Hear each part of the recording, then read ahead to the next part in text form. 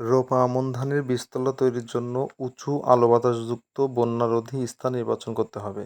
সাধারণভাবে প্রতি শতক বীজতলার জন্য 3 ঝুড়ি গোবর সার, 70 gram urea, 1.5 KG phosphate, 150 gram muriate of potash বীজতলার কাদা তৈরি করার সময় দিতে হবে।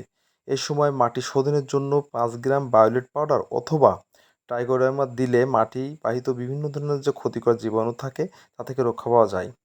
চারা তোলার ঠিক 1 সপ্তাহ আগে 70 গ্রাম ইউরিয়া চাপান সার হিসেবে প্রয়োগ করা যেতে পারে। সুস্থ সবল চারা পাওয়ার জন্য বীজ বপনের পূর্বে অবশ্যই আপনাকে প্রতি কেজি ধানের বীজের জন্য 3 গ্রাম প্রোভেক্স অথবা ভিটাভেক্স অথবা কার্বনডাজিম গ্রুপের যে কোনো ছত্রাকনাশক দিয়ে 10 থেকে 12 ঘন্টা পানিতে ভিজিয়ে শোধন করে নিতে পারেন। বীজতলার 1 মিটার চওড়া সুবিধা মতন লম্বা প্রতি শতক জমিতে 2 থেকে 2.5 কেজি হারে বীজ বপন করতে হবে।